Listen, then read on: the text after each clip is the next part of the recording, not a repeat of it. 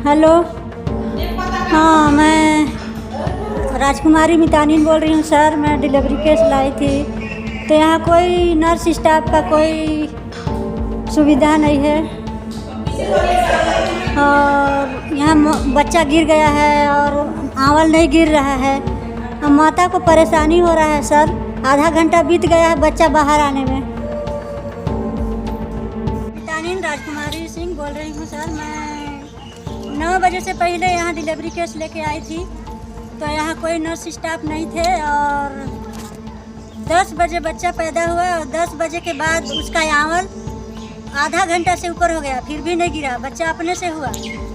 नमस्कार, मैं हूँ कविता और मैं हूँ इस समय छत्तीसगढ़ के सरगुजा जिले के नवानगर में और नवानगर के सामुदायिक स्वास्थ्य केंद्र में हूँ मैं अभी, जहाँ एक बहुत बड़ी लापरवाही हुई है। और ये लापरवाही क्या है हम आपको अभी बताएंगे। यहाँ पे सुबह तड़के एक महिला दर्द से, प्रसव की पीड़ा से आती है अस्पताल और अस्पताल आने के बाद उनको चौकीदार के अलावा हॉस्पिटल में कोई नहीं मिलता है।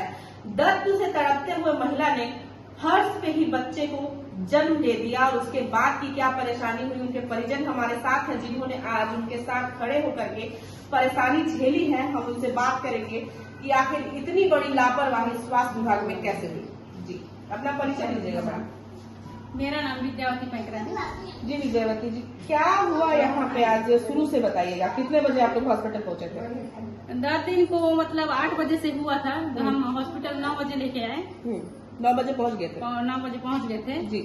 तो आज आए तो मतलब चौकीदार ही था अकेले।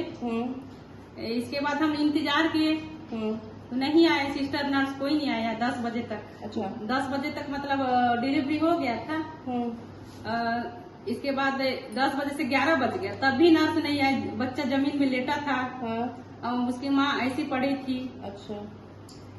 और प्लेसेंटा बाहर ही नहीं आ रहा था और मतलब दर्द से वो कर रही थी। आप तो समझ ही सकते हैं। जी जी, मैं समझ रही हूँ। तो कितने देर में, डिलीवरी के कितने देर बाद तक प्लेसेंटा जो है वो बाहर नहीं आया? 1.5 घंटा के बाद ही नर्स लोग 11:30 बजे लगभग आए। नर्स लोग सुन रहे हैं आपकी डिलीवरी इनकी 10 बजे तक हो चुकी थी, 1.5 घंटे तक प्लेसेंटा बाहर नहीं आया था। प्लेसेंटा में आपको बता दूं कि गांव में उसको फूल भी कहा जाता है, आंवल भी कहा जाता है और इंग्लिश में इसको प्लेसेंटा कहा जाता है। जी, वो बाहर नहीं आया। तो कितना खतरा, आपने कितना संघर्ष किया इनके साथ? इनकी क्या स्थिति थी? इनकी स्थिति तो ऐसे मतलब सुस्त हो गई थी। जब प्लेसेंटा बाहर नहीं आता तो अंदर ही अंदर मतलब वो हो जाता, तो सीना तरफ चढ़ जाता, तो जान के लिए तो खतरा हो सकता था ना। जान के लिए खतरा हो सकता था। फिर क्या किया आपने? फिर हमने सोचे तो हमने सहायता में बोली कि भैया के पास लगाते हैं फोन। किस भैया के पास फोन? राम कुमार हमारे विधायक हैं जी, उनके पास लगाई।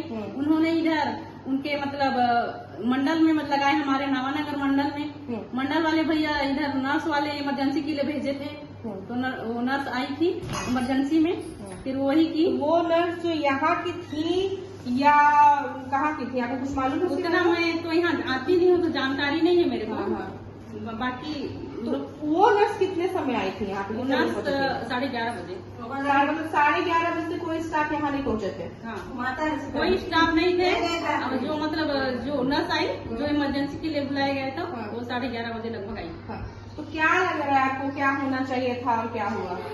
अब देखिए, मतलब नर्स को यहाँ रहना चाहिए जब तक दिखती है। दूसरी जब नर्स नहीं आ जाती उसके टाइम तक इतना तक रहना चाहिए था। कोई भी इमरजेंसी में आ सकता है, कोई भी पेशेंट आ सकता है, किसी को भी तबीयत खराब हो सकती है, तो एक नर्स एक्स्ट्रा रहना चाहिए जब तक मतलब उनका ड्यूटी खत्म हो दूसरे नहीं आ सकती। कहाँ से लोग यहाँ इस अस्पताल में आते हैं? हमारे यहाँ तो रकेली, यहाँ है सोनबरसा भी है ना, रकेली सोनबरसा, यहाँ पुनिया कला, मेरा ढाब, सब तो आते हैं नाव पर।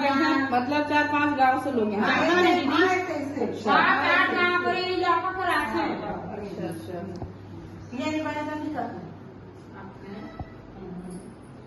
आप सुन रहे थे कि इन्होंने बताया कि 7 से 8 गांव के लोग यहाँ पे इलाज करवाने आते हैं।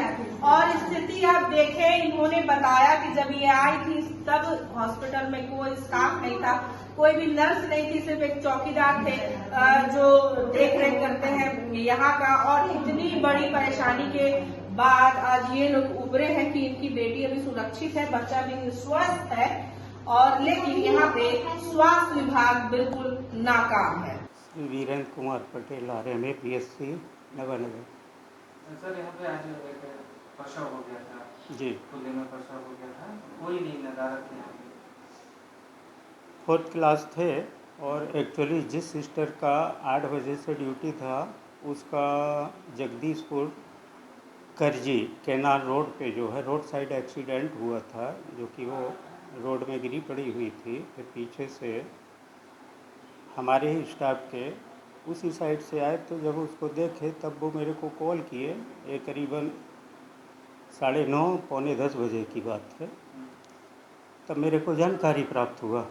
अब वो कब से गिरी थी ये मेरे को तो नहीं बताई है अभी तक। सर यहाँ ड्यूटी कितने लोगों की लगती है, नाइट शिफ्ट में चाहे डे शिफ्ट में, और अगर ऐसा है तो कोई ऐसे ही चला जाता है क्या? डे ड्यूटी जो है हमारे यहाँ जो है 24/7 ड्यूटी रोस्टर बना हुआ है, और PSC 24/7 ही सेवाएं हो रही। तो जो रोस्टर बना है 1 तारीख से 1 तारीख बन जाता है, 1 तारीख से 30 तारीख 31 तारीख जो भी मंथली रहता है। तो वो बाकायदा सब स्टाफ 4th क्लास से लेके नर्स स्टाफ से लेके और ANM का जो है ड्यूटी यहाँ पे लगाया जाता है। तो रात में किसका ड्यूटी था? नाइट में मीना चौहान का ड्यूटी। तो वो सुबह 8 बजे रात से लेके सुबह 8 बजे तक वो ड्यूटी करके चली गई। कोई भी आदमी आता नहीं है तब तक चला जाता है मेरा शिफ्ट चाहे सौंपने के बाद? अब सर उससे कंफर्म नहीं हो पाया, शायद उसका मोबाइल अगर रोड में उसका एक्सीडेंट हुआ है तो शायद मोबाइल कहीं छिटक गया होगा, इसलिए संपर्क नहीं हो पाया। कोई कारण होगा उसका संज्ञान। अब अपने यहाँ 2 ही नर्स स्टाफ हैं। रात वाला बिना बताए चली जाती है क्या? कोई आया नहीं तो ऐसे ही छोड़ के चली जाती है? अब सर ये क्या है कि 8 बजे तक सुबह 8 से रात में 8 से सुबह 8 बजे तक इन लोग ड्यूटी करते हैं, और फिर वहाँ से सिस्टर जो है 8 बजे के लगभग आ जाती हैं दूसरे शिफ्ट का। 10-20 मिनट जो भी लेट। अस्पताल में कोई डॉक्टर है मेरे पास? 2 RMA हैं और एक मैं हूँ और दूसरी ममता बड़ा RMA जी। अभी कितने लोग हैं यहाँ पे? करीबन 14 लोग हैं। अभी 2 कितने मौके में? कितने लोग नहीं हैं? AG3 नहीं है, PADA नहीं है, और डिलीवरी के बाद आप बच्चे को देखने गए थे? जी क्या स्थिति है? बच्चा ठीक है सर, नॉर्मल था। अच्छा, तो जो जहाँ पर लेटा है वहाँ पर चद्दर उद्दर तकिया वकिया देने का सब सुविधा रहता है कि नहीं रहता? जी तो है अभी वहाँ पर? सर शायद उसको बेड को अभी जो गर्मी के कारण शायद निकाला गया होगा, बाकी तो चादर बेड शीट रहता है। अभी तो नहीं है ना? शायद कोई कारणवश निकाल दिया होगा। दरिमा में आज सुबह लगभग 10:15 बजे एक महिला जिसका घर अस्पताल से लगभग 50 मीटर की दूरी पर होना बताया गया है, को तीव्र प्रसव पीड़ा की स्थिति में लेकर आया गया था। यह जानकारी वहाँ के प्रभारी चिकित्सा अधिकारी के द्वारा दी गई है, और उनके द्वारा यह बताया गया करके कि जब वो महिला आई तो उस समय उनके पास जो है जो स्टाफ नर्स ऑन ड्यूटी होना चाहिए था, वो अपने घर से आ रही थी, तो रास्ते में कहीं दुर्घटनाग्रस्त हो जाने के कारण वह नहीं पहुंच सकी, और वो उसका इंतजार कर ही रहे थे। परंतु जब वो नहीं आ पाई और यह महिला आ गई, तो ऐसी स्थिति में फिर उनको तत्काल जो सेकेंड ANM जो पास में ही वहाँ रहती है, उनको बुलवाकर उनके माध्यम से उनको स्वास्थ्य सुविधाएं उपलब्ध कराई गई हैं करके, और डिलीवरी के दौरान और उसके पश्चात जो है जच्चा बच्चा दोनों ही स्वस्थ, ऐसी जानकारी उनके द्वारा मेरे को दी गई। प्रसव के लिए जो प्रोटोकॉल है उनका फॉलो किया जाना अनिवार्य होता है। देखिए यहाँ इसके लिए यदि इसमें किसी प्रकार की त्रुटि हुई होगी तो इसके लिए हम स्पष्टीकरण भी लेंगे और इसकी मतलब जांच भी कराएंगे।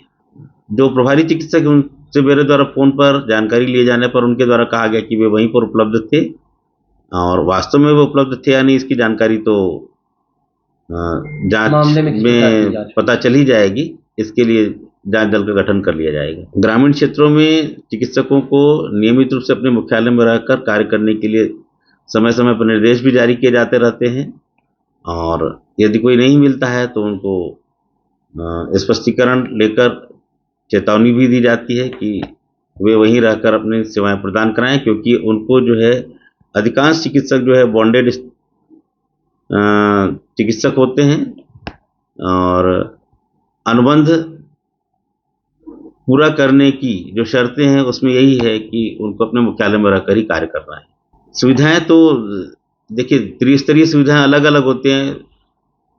प्रथम स्तर पर गांव के स्तर की सुविधा है, द्वितीय स्तर पर जिला चिकित्सालय स्तर की सुविधा है, सेकेंडरी पर, उसके बाद टर्शरी लेवल की जो सेवाएं रहती है वो मेडिकल कॉलेज स्तर पर रहती हैं।